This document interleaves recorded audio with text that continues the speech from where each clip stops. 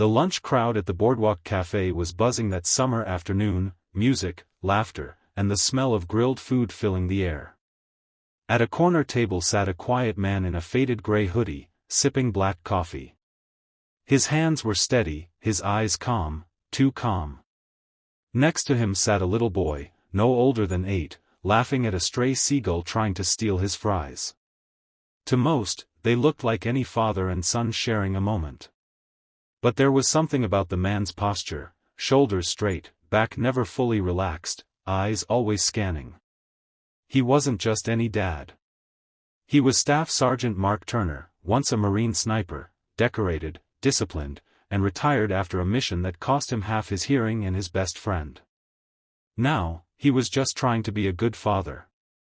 As Mark waited for his son, Caleb, to finish his soda, a group of teenagers strutted past. Loud. Restless. The kind that recorded everything for views. "Yo, watch this," one of them whispered, pulling out his phone. Before Mark could react, ice-cold Coca-Cola splashed down his hoodie, soaking his coffee and dripping onto the table. The teens burst into laughter. "Chill out, Grandpa. It's just a prank," one shouted, still filming. Mark didn't move. He just closed his eyes. His son froze, confused, scared. "Daddy." Caleb whispered. Mark took a slow breath. Years of training told him what he could do. But years of fatherhood taught him what he should do. He looked up calmly, his gaze locking on the boy holding the phone. "That was a bad choice, son," Mark said softly. The laughter faltered. There was something about the man's tone, controlled, measured, dangerous. Like a lion that didn't need to roar to remind you what it was capable of. One of the cafe staff rushed over with napkins. "Sir, are you okay? I'll call security." Mark shook his head. "No need. Just a mess to clean up." He took his son's small hand and led him toward the restroom to wash up, ignoring the stares. But word travels fast. When they came out, the cafe owner, an older woman named Rosa, was waiting by the counter, visibly upset. "Sir, I saw what they did." "I'm so sorry," she said. "Their parents should be ashamed." Mark gave a tired smile. "They're just kids. The world will teach them, one way or another." She hesitated, then said, You're Mark Turner, right? The Marine sniper from Kunar province?"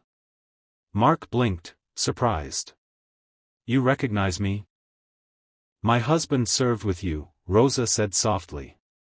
"He said you saved their whole unit that night." Her eyes glistened. "He didn't make it home, but he always talked about your courage."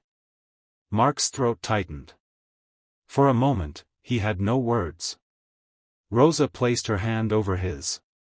"Let me get you and your boy lunch." "On the house." He shook his head. "Thank you, ma'am. But we're okay." She smiled sadly. "I insist. Some debts are paid with kindness, not money." As they sat down again, a commotion stirred outside.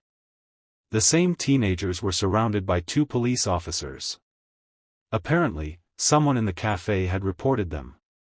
One of the teens looked terrified, stammering that it was just a prank. Mark stood, walked over, and said quietly, "Officer, I think we can let this one slide." The officers looked at him. One recognized the name when Mark introduced himself. His reputation still carried weight. Mark turned to the boys. "You got lucky today. Life's not about embarrassing others, it's about respect. Learn that now, before it's too late." He placed a firm hand on the prankster's shoulder. "Apologize. Then take your friends and go do something better with your time." The boy swallowed hard, guilt flooding his face. "I'm sorry, sir. I didn't know." Mark nodded once. "Now you do." Later that afternoon, as the sun began to set over the water, Mark and Caleb sat watching the waves. "Dad, Caleb said, "Why didn't you get mad at those boys?" Mark smiled faintly.